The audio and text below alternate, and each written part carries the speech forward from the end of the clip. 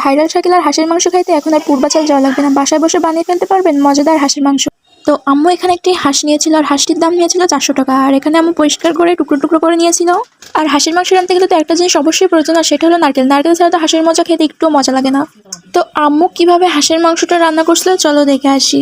প্রথমে একটি পাত্র গরম করে দিয়ে দিয়েছিল এলাচ, ডালচিনি, তেজপাতা এবং জিরা। তারপর দিয়েছিল পেঁয়াজ, রসুন, আদা বাটা এবং মরিচ। সবগুলো উপকরণ খুব ভালোভাবে মিশাতে হবে এবং একটি বাদামি কালার আসার জন্য ওয়েট করতে হবে। মাংসের এই মশলাটা যতটা পারবেন কষিয়ে নেবেন, তাইলে মাংসের আসল স্বাদটা পাওয়া যাবে। আর আম্মু এর ভিতরে দিয়ে দিয়েছিল পরিমাণ মতো লবণ, সাথে নারকেল আর হাঁসের মাংস। এখন সব উপকরণগুলো মাংস এবং নারকেলের সাথে ভালোভাবে মিশাতে হবে। মাংস যত সময় নিয়ে রান্না করবেন ততই মাংসের টেস্ট আরও বেড়ে যাবে। এই চীনা হাঁসের মাংস পছন্দ করে না এমন মানুষ মনে হয় খুবই কম আছে। এদিকে আম্মু মাংসটা কষানোর জন্য দিয়ে দিয়েছিল নারকেলের দুধ, যেটা হাঁসের মাংসের সাথে খুবই ভালো যায়। এটা দিলে কি হয়, হাঁসের মাংসের যে একটা গন্ধ থাকে সেটা থাকে না, আর একটা মিষ্টি মিষ্টি ভাব চলে আসে, খেতে খুবই মজা লাগে।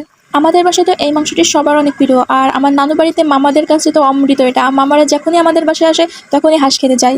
তো এটা নারকেলের দুধের সাথে ভালোভাবে কষিয়ে নিতে হবে, তারপরে কিছু সময় রাখলেই এটা রেডি হয়ে যাবে। আর এটা হচ্ছে আম্মুর রান্না করা হাঁসের মাংসের ফাইনাল লুক। দেখতে যেমন লোভনীয় ছিল, খেতেও কিন্তু অনেক মজার ছিল। তো আপনারা এটা বাসায় ট্রাই করতে পারেন, টেস্ট অনেক মজা হবে। তো আজকের ভিডিও এই পর্যন্ত, আল্লাহ হাফেজ।